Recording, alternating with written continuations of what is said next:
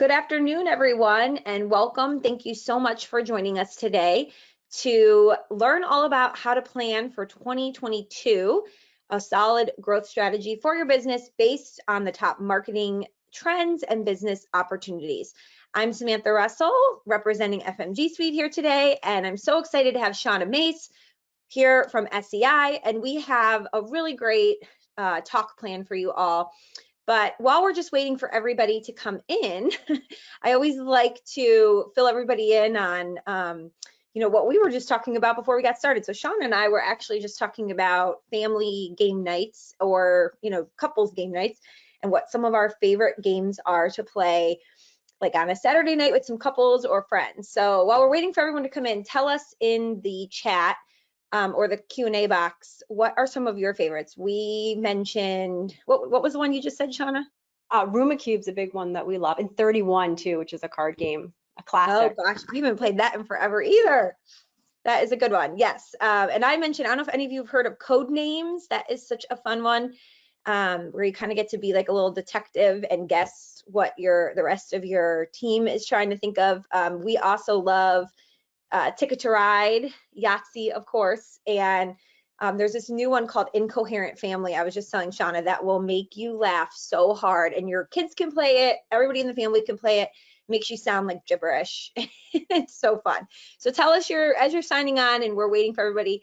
Tell us your favorite family board game or games for game night. Somebody just suggested Rotten Apples, the sequel to Apples to Apples. I have not heard of that one, and we love Apples to Apples. So thank you. Have Super Fight. I've never heard of that either. That sounds good. Farkle. Just saying that would make my son, who's 6, laugh. And my kids love Watch Your Mouth. Okay, you guys get some good recommendations. Well, we're gonna just get started here in, like I said, another minute. One other thing that I did want to point out, because we know we will get asked, is that yes, today's session is being recorded. And yes, we will send you both the recording and all of the slides that have all the great information after today's session. Typically that will go out first thing tomorrow morning. So we'll pull the recording, edit it, and get it all sent out to you first thing in the morning. So don't worry, it will be coming your way, even if you have to take a phone call or something and you miss something. If you have any questions for me or Shauna, please, please, please put them in the Q&A box. We want this to be as interactive as possible. And so, we want you to ask away. All right, so with that, I think we can go ahead and get started. All right, so welcome everyone. I'm Samantha Russell, the Chief Evangelist here at FMG Suite. And if we are not connected already, I would love to connect with you. You can connect with me on LinkedIn at Samantha C. Russell or Twitter at Samantha20. And joining me today is Shauna Mace, the Head of Practice Management at SEI. And Shauna, tell us a little bit about yourself. You're new to SEI. I am very new. And Samantha, I don't see the slides, so I'm not sure if everyone else does. I just want to make sure they do. Gee. Okay, let me make sure that. Do you all see the slides? Let's see. If somebody could tell us if they can see the slides. No, not yet. Okay, let me do that again. Thank you. Yeah, no problem. I figured if I couldn't see them, no one else could. Okay, let me see here what's happening. Okay, there we go. Now it should be working. Give it 1 second just to catch up.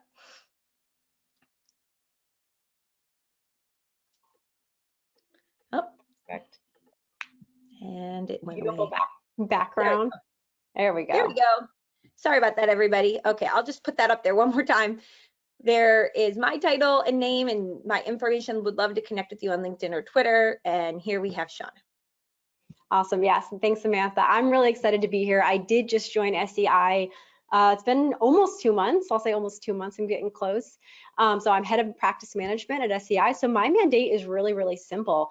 And my job is to help advisors and their teams grow. And it's kind of what I've always focused on throughout my career. So I'm excited to be able to do it at SEI. And really, one of the reasons why I joined it, I'm so excited to be talking about some of the content we have later after you share some of the best practices around marketing, is because the whole goal of all of this is to help advisors be better. So how do we as a partner help you spend more time in your business in the areas where you can have the biggest impact with your clients in the planning? And we do that through different partnerships like outsourced investments and back and front office technologies, custodial services, and of course, practice management. Wonderful. All right. So anybody here who's coming from FMG knows that we are an all-in-one marketing platform. So we are always, always, always keeping our eye on what is coming down the pipeline when it comes to marketing trends. Today, though, we're going to take a little bit of a different spin on it and not just talk about marketing trends like new technology or SEO things, but really what is pertinent to what's happening in our industry, and how do you take what's happening in the industry and capitalize it in the way that you market your business. So it's a little bit of a different approach today.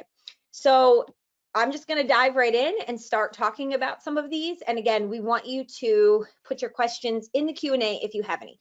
So the first trend for 2022 that we really want you all to be thinking about is how important it is to have a spokesperson for your business. And this is going to apply whether you are a one-person shop or a team of 50 people. Visibility today in 2022 comes from thought leadership. It is becoming increasingly hard to just become, well known in just your local area, or to kind of buy your way into more visibility. So there's a few things we want to think about, and you can see over here on the right hand side of the screen, when we think about what makes somebody feel like they have industry ownership and people are going to go to them as the expert, it comes when these three things combine. So when they have authority on the subject, they're seen as an authority figure, they are seen as a credible source, and they're being seen as visible. For the last probably 5 years or so, a lot of you have thought about, okay, how do I embrace content marketing to do more of the credibility and the authority, right? So if you put out great content, if you share your opinions on different things happening in the economy or the markets, you're going to be seen as somebody who's an expert in those areas. But the visibility piece is the piece that a lot of people struggle with. Just because you write a blog post and you publish it doesn't mean that anyone actually sees it. And so the visibility piece can really, really be impacted by having a spokesperson. So what I'm going to suggest is that you choose one, maybe 2 or 3 people within your firm, depending on how big they are, and you get them on camera regularly. There's actually a behavioral principle from psychology called the mere exposure effect. And what the mere exposure effect teaches us is that the more we see the more we see anything actually, the more likely we are to rate that we like it, quote unquote. So, tell me in the question box, maybe you follow Shauna or I on social media and you've seen us posting a video before and you've seen it more than one time. You start to think, oh, this person is sharing information that's, pertinent to my business, right? I've had people who will come up to me and say, oh, I've watched, because you produce a video every week, I've watched many of them. And so I feel like you know everything there is to know about marketing. Obviously I don't, but that mere exposure effect is working in my benefit. People connect with people, not brands. So the more we can get one person on camera and having them be that face of the business, the more that connection is going to happen. So Samantha, I know I have a question. I see a question in submitted as well. So one of the questions I have, just because I see this all the time when I'm working with advisors and their teams, in this, with the desire to be more visible, especially on social media, is oftentimes companies do lead with the brand, and then they might all reshare something. So is that a good approach, or should we be more kind of intentional about actually having this spokesperson, and what should the spokesperson do that may be different than what some of the other team members are doing? Yeah, it's such a good question. So certainly you want to get as many people within your team on board with um, amplifying the message. So if your company is trying to grow your following on Twitter or LinkedIn or Facebook, or grow your blog subscribers, having everybody on your team go out there and leave a comment the day that you share your blog post, or the day a new video is posted to Russell Wealth Management, the brand's page, is going to be a good thing, a really great thing. But at the end of the day, when people are thinking about leaving a comment on a post or having banter back and forth, doing it with Russell Wealth Management feels sort of faceless, right? Like we don't feel like we don't know which of the people at the company we're actually talking to. But if the person that you're having that banter with is Samantha Russell from Russell Wealth Management, it makes it a lot easier. So yes, you want everybody to amplify the brand's message, and the brand should be reposting the videos that the individual spokesperson makes too.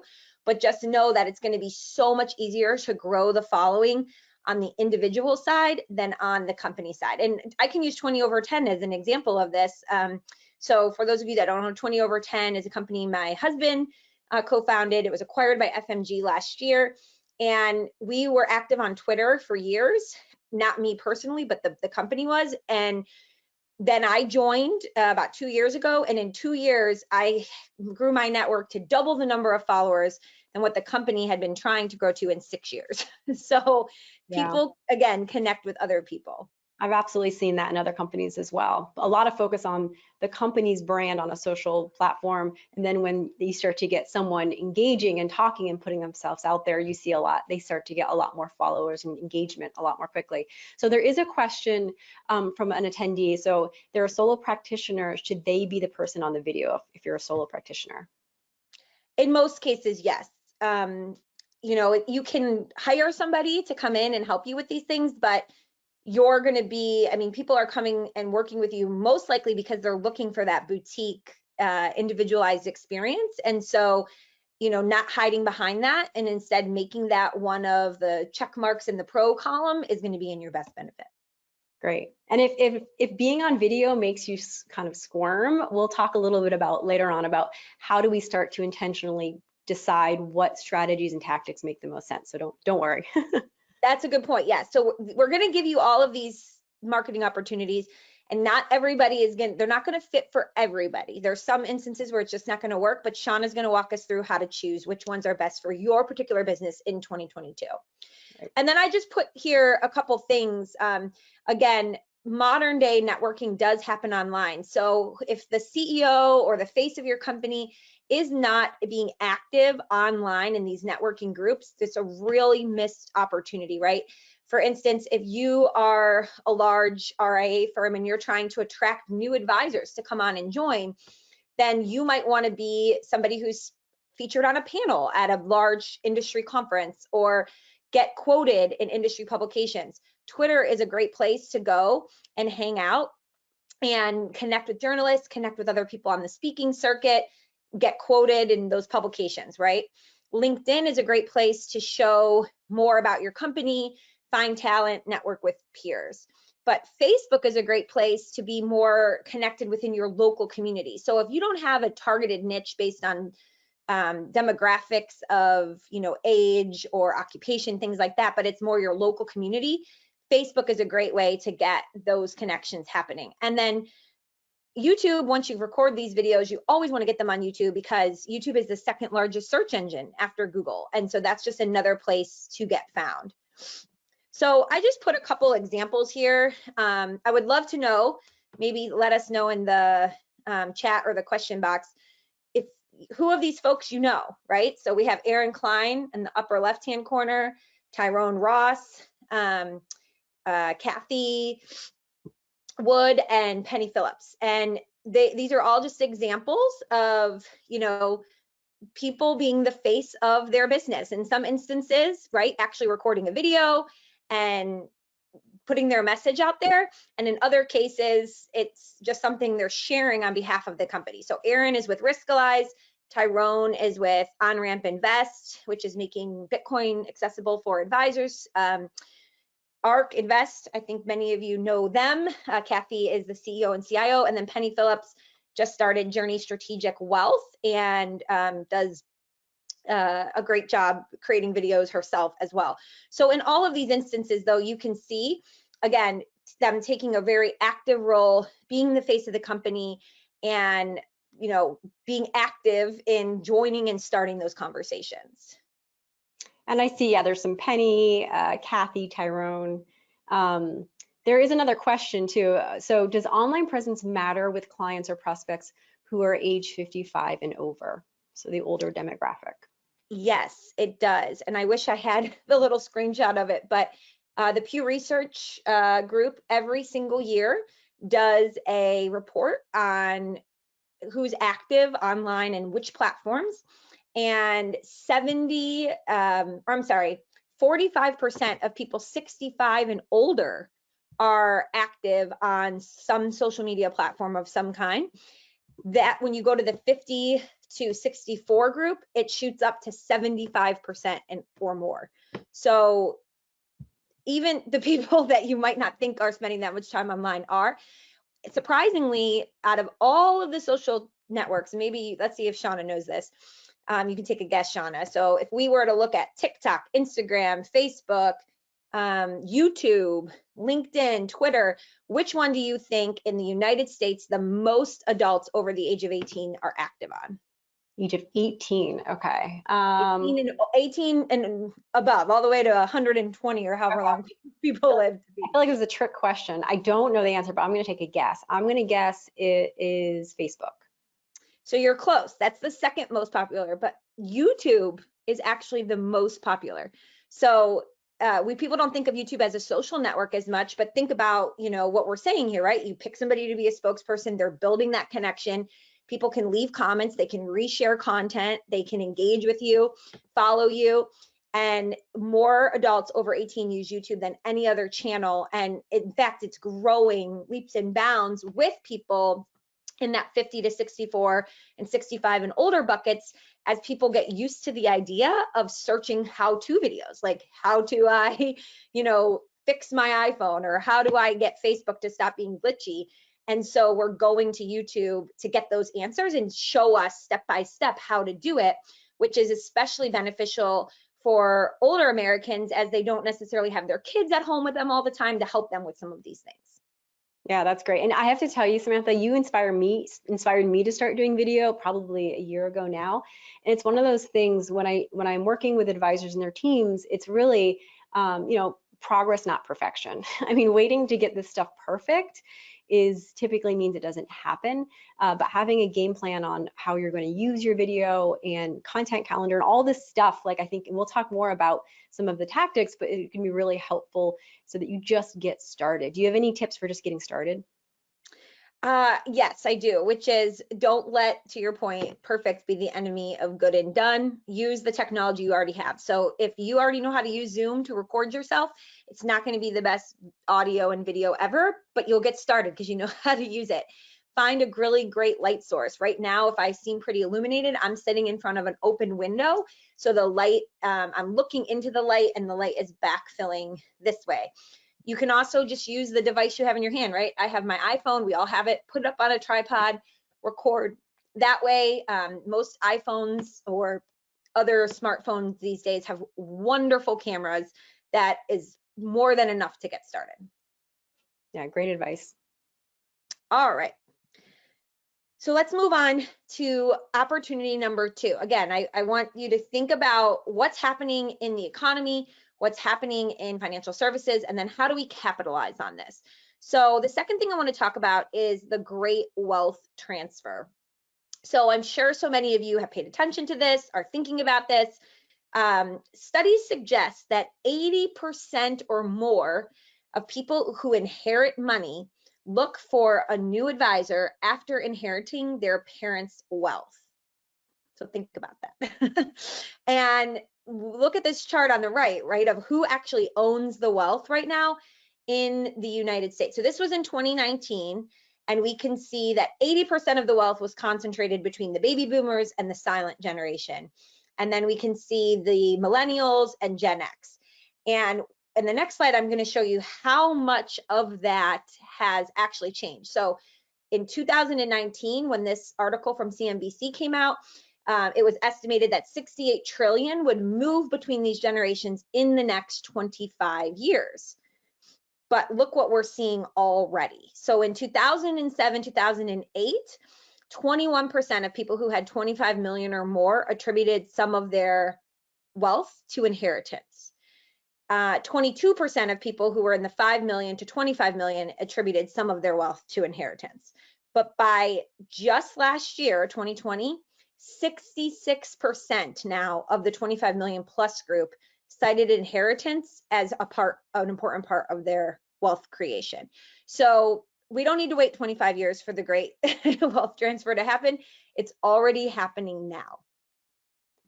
So I'm interested, are anyone on the line, what are you doing to start to take advantage of? And I know Samantha has some ideas, but is anyone doing anything today to start to take advantage of this wealth transfer that's happening?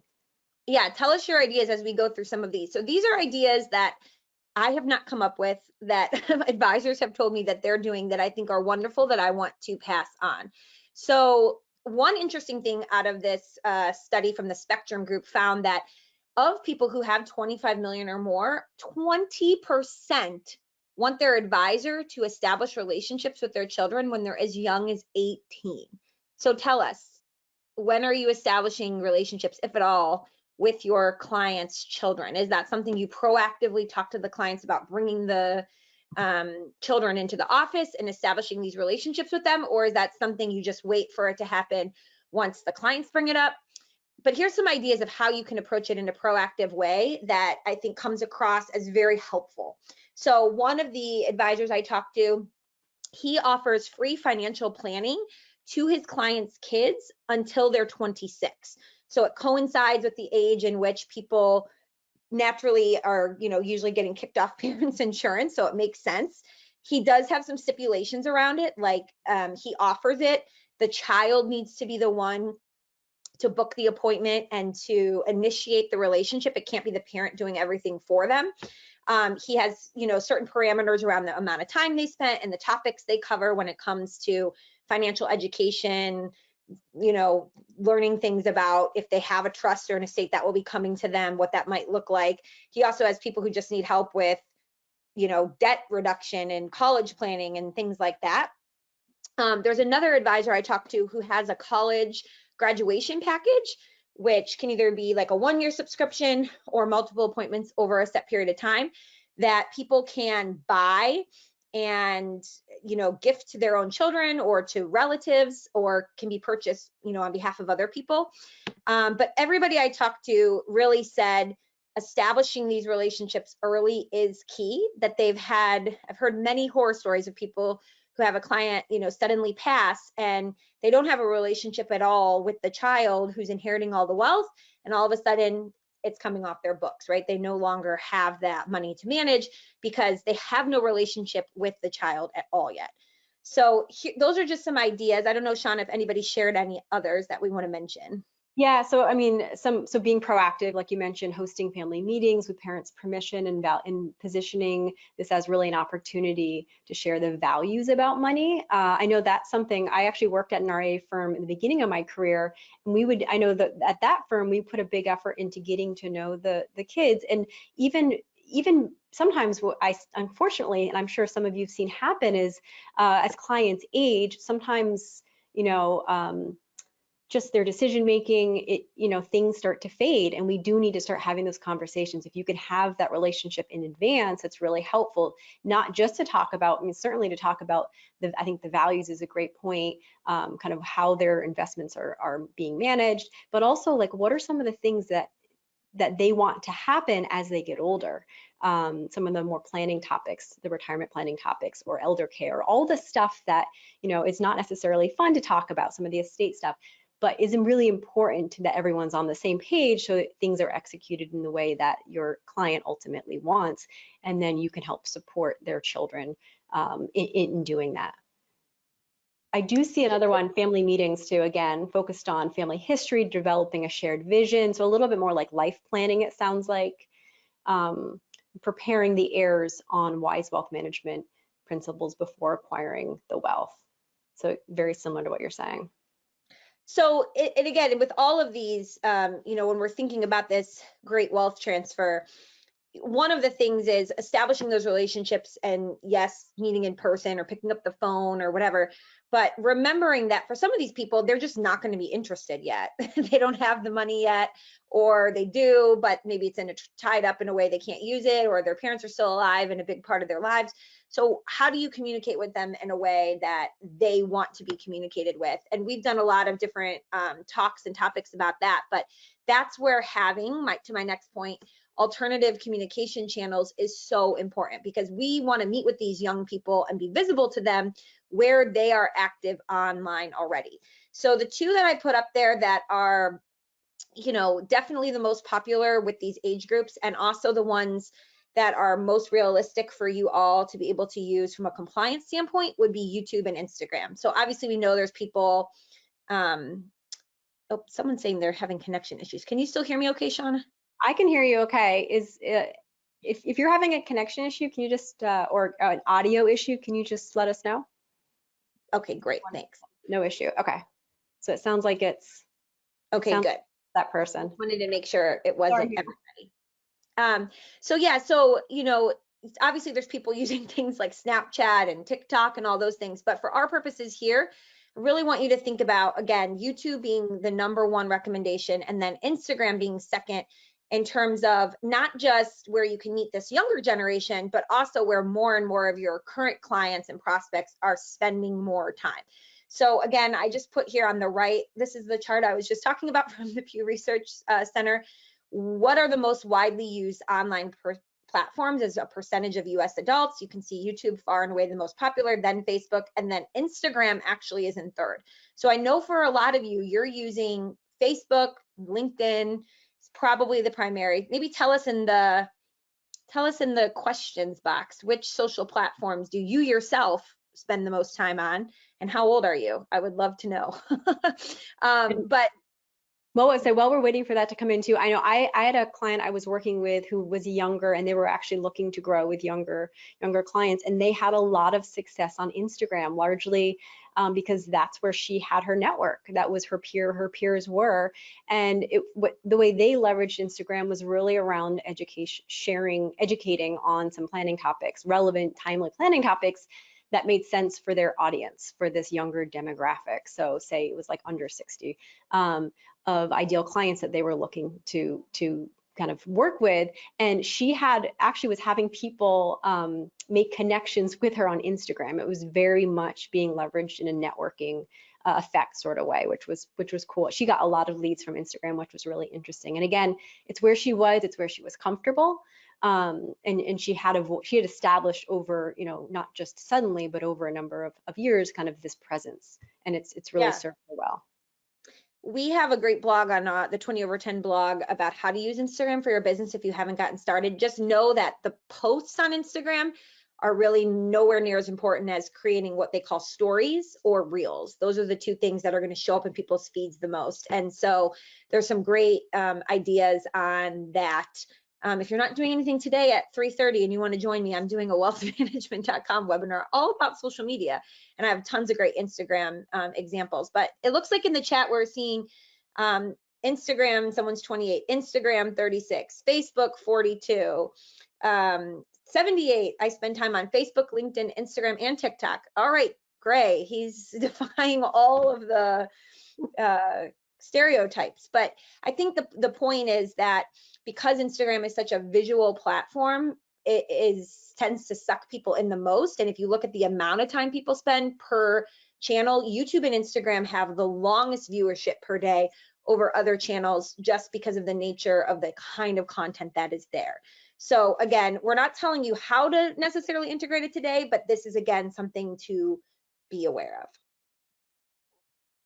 All right, #4, be a one-stop shop. This was a chart that I shared not too long ago that got so much feedback from people. So the Spectrum Group did a survey on the gap between the services that our clients expect versus the services they actually receive. So they asked clients of financial advisors, and these were across the spectrum, wirehouse, BD, independent, what services do you expect to get versus what are you actually receiving? And you can see, right, the total, excuse me, disconnect.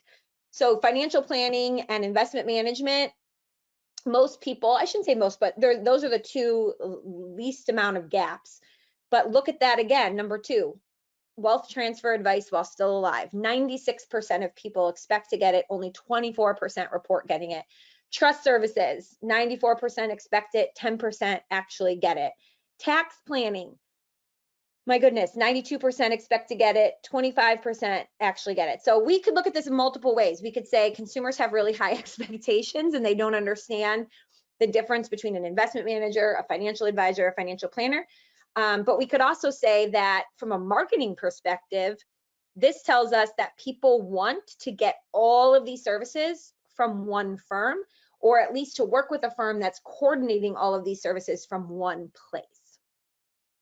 And I would love to know what jumps out to you. I was going to say, I mean, one of the things I know at SEI that, and frankly, when I was doing the consulting, something that just would come up a lot, especially if you're a smaller firm, you don't necessarily have the resources or infrastructure to build out all of this, you know, these services or resources. Partnership can be a really great way. Strategic partnership can be a great way to package these things, you know, obviously finding the right partners to help you do this at the right way with your clients at the right kind of quality level can be a really impactful way to help you scale your business. So again, it doesn't mean you need to become an expert in all these areas, but leveraging partnerships, people, technology, there's just so many solutions that are constantly coming out.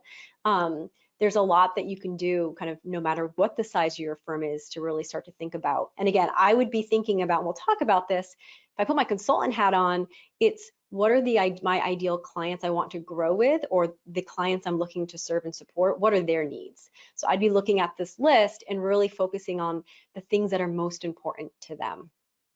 It's such a good point. Yeah. So if you're, depending on who you're targeting, certain elements of these areas are going to be more important than others. I just wanted to highlight a few examples of how this might look in your actual marketing, right? So on the left-hand side, if you're providing tax advice, you have a CPA on staff, it's a very integrated approach. That is something that consumers are looking for. And so not burying that, don't bury the lead, having it right up front is super important. So here's Tenon Financial. You can see their tagline right on their homepage. We provide tax efficient retirement planning and investment management. And if you scroll through their site, they talk about the integration of their tax services, the professionals they have on staff, all that good stuff, but it makes it super evident out of the gate. They're not, again, burying the lead. And then on the right-hand side from Milestone Financial Planning, right on their homepage, you scroll down past the main image and they have, you know, this great visual. I love visuals. You know, a picture is worth 10,000 words, but they talk about the fact that they are going to coordinate all of these areas. So again, they're not saying they are the insurance agent, they are the tax accountant, they are the attorney, but that they're going to coordinate all of these areas. And I know many of you are already doing this, but if I went and looked at your website or looked at what you talk about in your content, most people bury it and make it hard for the consumer to understand. So having just a powerful visual like this goes such a long way in communicating the fact that this is a value that you provide. So when somebody is quickly, you know, they get a few names for referrals, they can easily see this in your marketing. Yeah, I think one thing that, you know, just to reiterate, sometimes it's not just what you do, it's how you do it and how you package and communicate how you do it. So just sometimes it is a packaging, which is largely a marketing function. How do we package and communicate these things? Samantha's right. You might be already doing a lot of this stuff. And it really is just how do we package it in a way that your prospects and your clients can understand, and not just understand what you do, but the value, like what's in it for me, the value that it provides to them. Okay, the last one that we're going to talk about today, and then Shauna's going to give us some really great resources that we can use to determine which of these we want to most focus on for 2022, is incorporating what we call social proof. So if you're not familiar with the term social proof, we use it a lot in marketing, and it basically, again, is another principle from psychology. We love behavioral psychology and marketing, telling us how people make choices. What it tells us is that when we are not sure what the right decision is to make, we look to what others have done or what decisions others have made, especially those that potentially are in our peer group, and we follow their lead because it's the best way from an evolutionary perspective to make sure we don't make the wrong decision. So if you think about your, process of being a consumer today in 2021, if you're going to book a hotel, my husband and I are so excited. We're going to Positano, Italy. I don't know if any of you have been there, in June for our 10-year wedding anniversary. We would never book a hotel in Italy without going and reading the reviews of this hotel we've never stayed at, right? That's going to be part of our buyer's journey. If we're going to hire a contractor to come in and remodel our kitchen, same thing. We're going to go and read reviews online of people who've used that person. Of course, we might ask friends or family as well, but the online reviews are such a big part of the buyer's journey in 2021. Up until this year, that has not been a part of the buyer's process in financial services, and it's been a really gaping hole. Now with the new SEC ad rule on reviews and testimonials, this is going to be a game changer in 2022. And I know there's still a lot of you who are working with firms who your home office hasn't given you the green light to go ahead and get started with this, but you want to get yourself educated on it and know what you need to do to prep so that the minute you can start getting these reviews, you're ready to roll them out. So again, check with your compliance team first. If you are not yet given the green light, but you get a review, you do not want to like or thumbs up or thumbs down if it's a bad review, or comment on or engage in that review in any way, because it could be seen that you're trying to persuade the reviewer. The other thing that you want to think about is that it does not matter if as long as your business has a listing on Google Maps, anyone can leave you a review right now. So even if it has not been compliance approved, if you have a business on Google Maps, anyone can leave you a review, and Google is the publisher. So according to the Investment Advisors Act of 1940, the main thing is we don't want the firms to be controlling the reviews or being able to dictate and not have them be objective. So you'll notice, as you can see here in my screen capture, there are firms out there that have already gotten reviews, and there's nothing anyone can do to stop that. It's just the nature of the way these reviews work. Now, Samantha, I know I've gotten this question a lot, and you have, I know, a lot of expertise here. If a firm does want to start to do that prep you're talking about, to be ready to use it as they kind of wish or can in the future, are there ways in which they can, I don't want to say the word solicit, that's not the right word, ways they can encourage or capture these reviews that you think is going to be most helpful and beneficial? Yes, absolutely. So the first thing is to make sure that you have, for your business, claimed and optimized your Google My Business listing. So that is where you can see in that first screenshot here, if you Google a business and it'll come up and it'll say, call them, get directions, visit their website, that's their Google My business listing. So you can claim that as the business owner, and it will give you access to manage reviews, to manage your hours of operation, to respond to different things, to list when you're closed, all kinds of things. So again, we have on our blog a blog post all about how to claim and optimize this. You want to make sure you have at least 6 pictures. You want to have a link going back to your website. But once you've set this up, it sets the stage for you to really interact with the reviewers once you get the go ahead from your compliance team.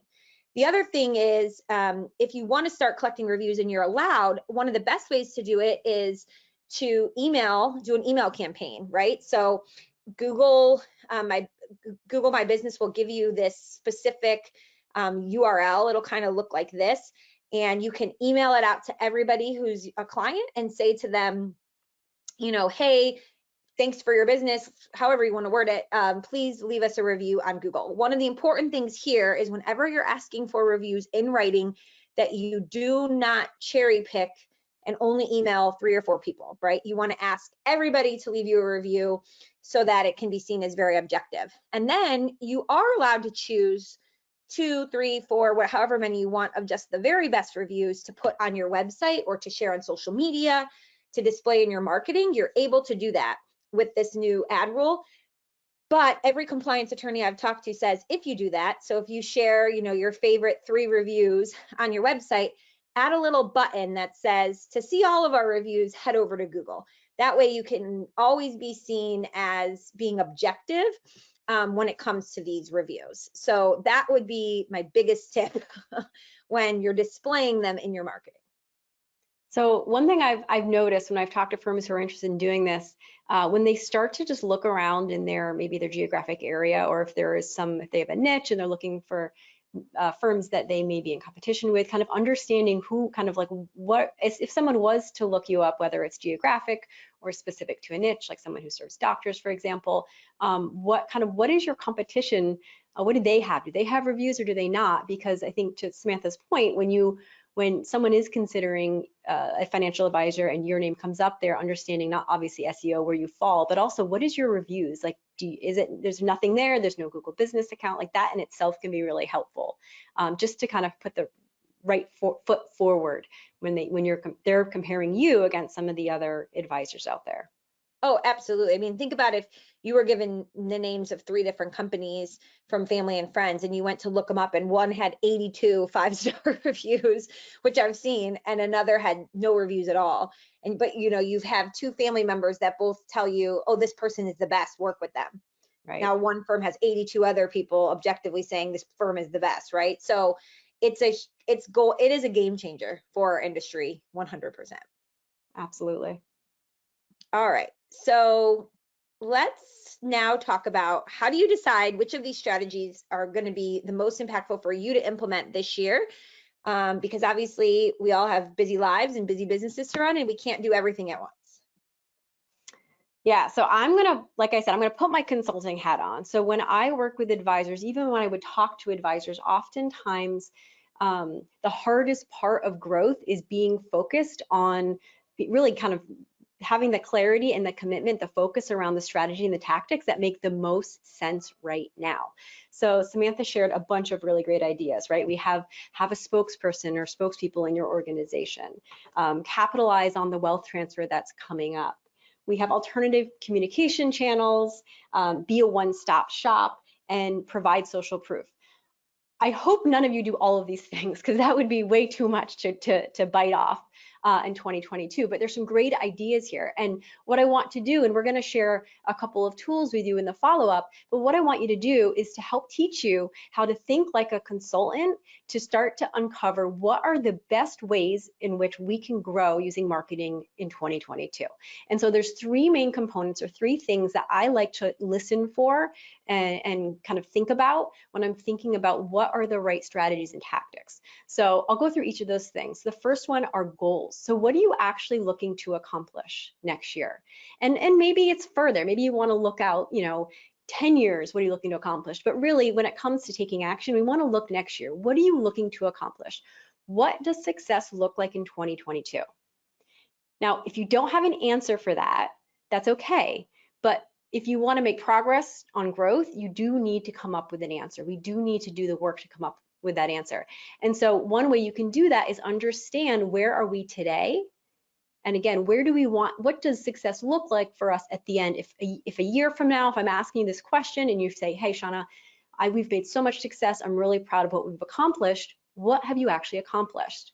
So Samantha, on the next slide, I'm actually going to give you an exercise to help you if you don't have clarity of your goals in your business. This will help you at least start to refine what areas of your business can you focus on.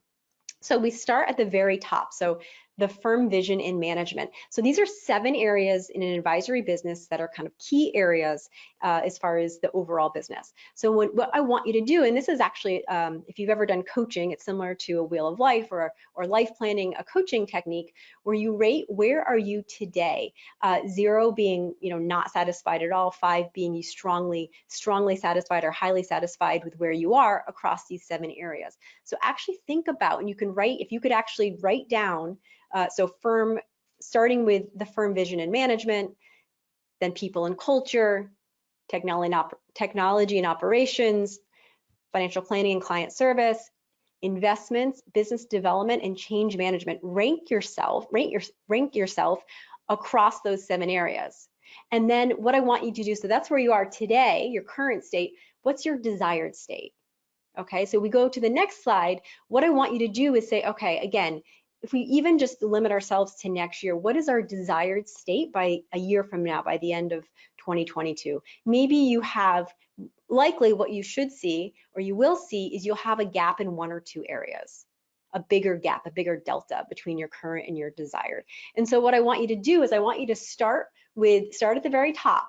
So going clockwise, wherever that gap is first is ideally the highest priority, because we can't start to make progress when it comes to business development if we don't have firm vision, right? So there is some hierarchy to the needs within the business. In this example, business development has the biggest gap. So if this was my organization or firm, I would say, okay, I'm a 0 right now. I'm really struggling with business development. I'm not satisfied with what we're doing. What would a 3 look like? Right? We don't want to go 0 to 5. That's likely not going to happen. But what would, if we jumped 1 or 2 satisfaction levels, what would that look like in your business? And start to think about, what does that look like in your business? And that actually brings me to the second component that you should be thinking about. So on the next slide, you'll see your ideal clients should be informing. So you have your goals. Where do you want to be? It may be you want to grow by a certain amount. It may be that you want to grow with a certain type of client. It may be that you want to, figure out how to incorporate video in your organization, or you want to figure out how to develop a spokesperson, that strategy, and that's what you want to accomplish by next year. I know in my own business, Inspire Growth, before I joined SEI, I had 2 goals in the business. One was to rebrand, to come out in a more authentic way. The other was to figure out how to scale, which is why I ended up joining SEI. But you want to, so focus on where do you want to go, and then who do you want to go there with? So if you don't have clarity of your ideal client, so I'll say right now, again, me being a consultant, retirees are not an ideal client. Women are not ideal clients. Those are large groups of people. Ideal client is someone who self-identifies, who has a shared set of needs. I would think about, and if it's something that you don't have today, I would start by looking at your current business. Who are the people you really like working with? Whose needs can you most serve best? Who actually lights you up, right? Who are the clients that you light up when you work with them? The other thing I would look at, and this speaks to Samantha's wealth transfer point, is take a look at the demographics of your current business. Are they kind of trending older? Are they trending younger? Is there some opportunity to think about, how do I diversify? Maybe you can have more than one ideal client. Ideally, you don't have a ton. You have maybe 1 or 2, but is there some opportunity to start to address a certain segment of clients that you can uniquely support and you're excited about, that also will help the health of the business? And I want to just point out, somebody in the chat here said earlier, I'm 78 and I'm just trying to retain the clients I do have and be where they're spending their time. So I'm not so much worried about the great wealth transfer. That's a great point. You can then move on from not worrying about it off your list. If you already know that what your succession plan is, you don't have to worry about retaining all the clients and the AUM you have to who's ever buying it, then that's something that you can move on from. And so that is a really important point. And with all marketing, I would say not having these 2 things of how much do I want to grow this year? How many new families do I want to add? How much revenue do I want to put on the books? And who are my ideal clients? This is what ends up fumbling all of the tactics, right? You can have great ads. You can have a great social media presence. You can use the best tools. But if you don't have these 2 things solidified first, those tactics aren't going to work. Exactly. Yeah, that's exactly right. I can't tell you how many times, and actually it's funny, Samantha, sometimes people will say, I've heard Samantha Russell talk about social media and this and that, and they'll say, I really should be doing that. And I'll get to know their business and their goals. And I'm like, that might not make sense for you. There is no one fit kind of perfect answer Right. for everyone when it comes to marketing. So really think about where do you want to go and who do you want to go there with. And then the third aspect that should inform your strategy and tactics are, what do I have at my disposal today? So what are my strengths and opportunities I have in the business today that I can leverage? The more we leverage our unique ability and our strengths, one, the more kind of willing we are to actually take action. If we do something that's so far outside of our comfort zone or skill, our competency, then that oftentimes we get stuck in not even taking the action. But when we start to leverage our strengths and opportunities in the business, so if you have a great writer, someone who loves to write, if you have someone who loves to speak, if you have, within your organization, if you have people of different ages. There's a firm I worked with, and the owners were in their 70s and 80s, and the next advisor was in her late 20s. That's a huge opportunity to capture another demographic and to have those wealth transfer conversations because of the people in the firm. So what are the strengths and opportunities that you have within your organization? What are you great at? What do you love to do? Or what do people on your team love to do? And how can we start to triangulate these three things to do what makes the most sense in your business? So again, if you have someone who really enjoys speaking, then they should probably pursue, that spokesperson idea could be a really great idea. Now, what would that look like, right? How do we think about the next step in that is, how do we think about, if you go to the next slide, Samantha, so the one-page business plan is where we talk about our strategy. We start to outline, okay, we've decided based on our goals, our ideal clients, and our strengths and opportunities that, developing a spokesperson, developing a voice, a human voice within our business, and humanizing what we do and communicating that and amplifying that is really important. So the next worksheet, the goals to outcomes worksheet, is where we start to work backwards to figure out what are the actions we need to take in order to accomplish that goal.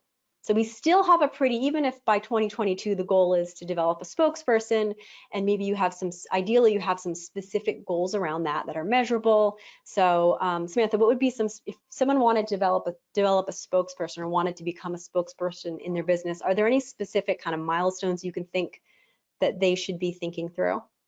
Yes, absolutely. So the first thing would be come up with a list of the types of content that person is going to be actively talking about, right? So we saw those examples before: Aaron Klein, Penny, Kathy, Tyrone. Tyrone is the CEO of OnRamp, so he's always talking about,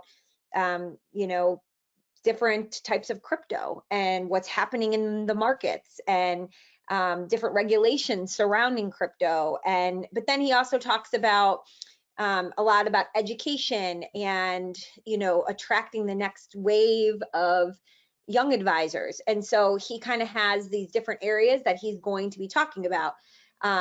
Whereas if you're working with a lot of young families, you could be creating content on, how to budget, or maybe there's new legislation coming in about, I know this has been all over the news today, about paid family leave. Well, if that's something that there's a breaking news about new legislation, and you're working with a lot of young families who are having children and in that stage of life, you don't have to create necessarily, even your own content every time, but like write your own blog post on it. But you could find an article from CNBC and be sharing it. So listing out, one of your goals could be, what are the topics that I know I'm going to pay attention to in the news, and that I want to talk about, and how often do I want to be publicly talking about these things?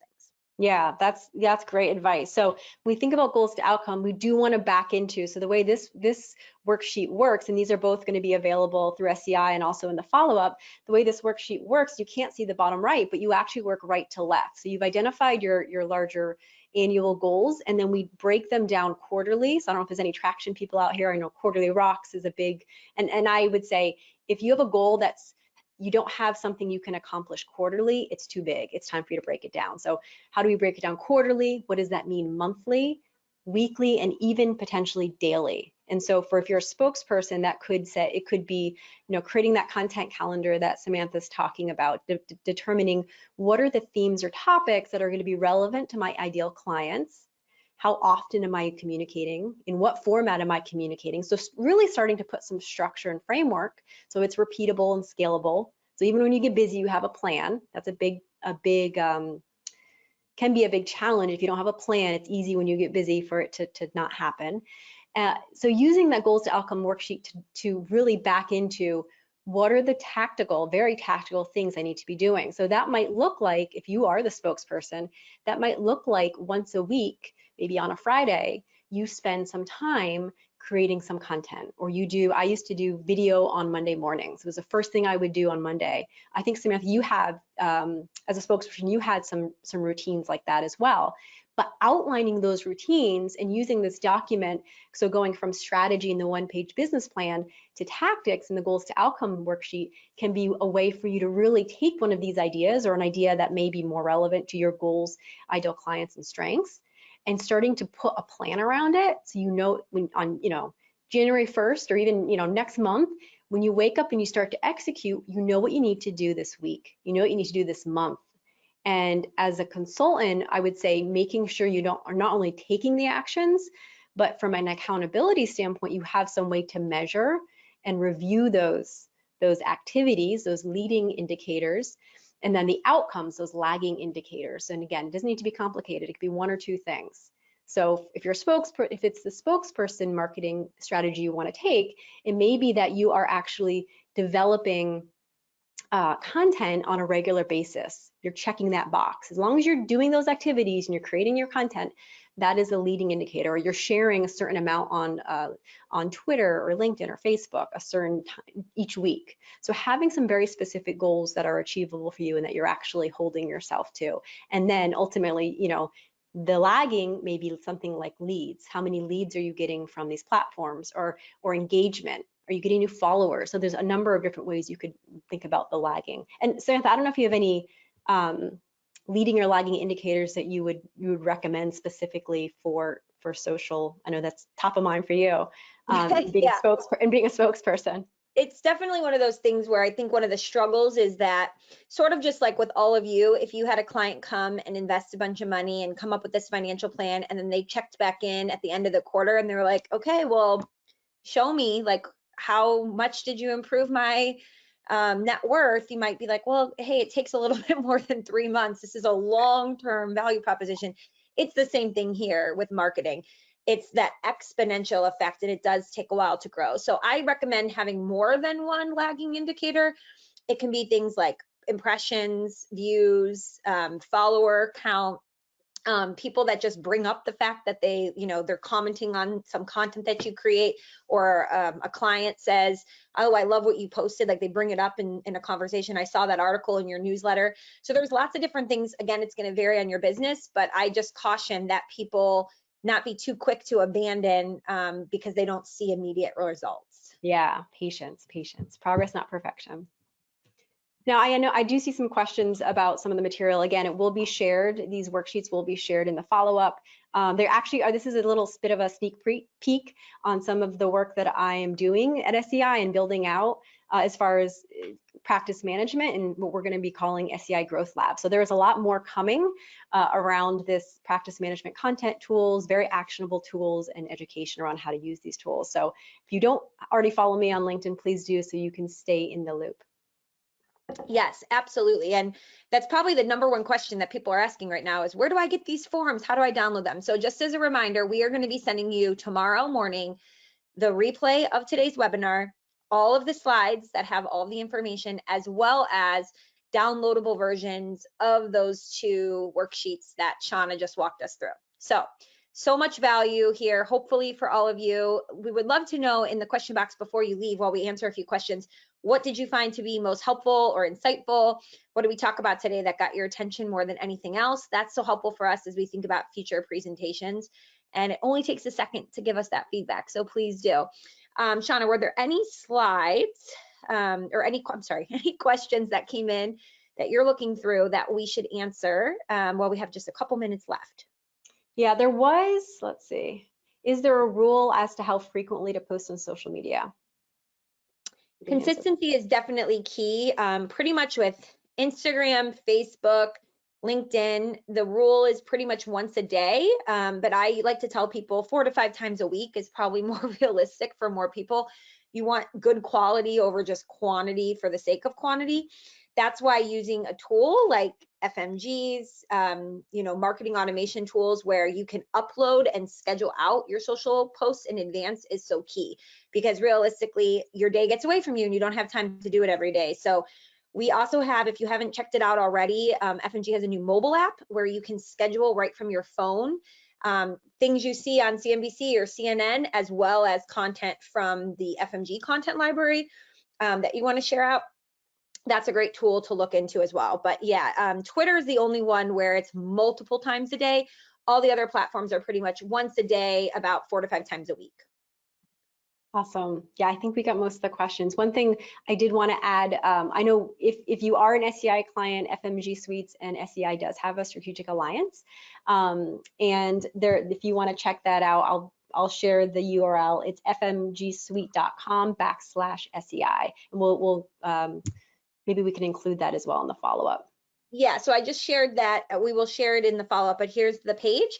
And if you are, again, wondering about getting started with FMG and you're currently with SEI, we also have some really great special pricing. So make sure you go there, fmgsuite.com/SEI, but we'll put that in the follow-up as well.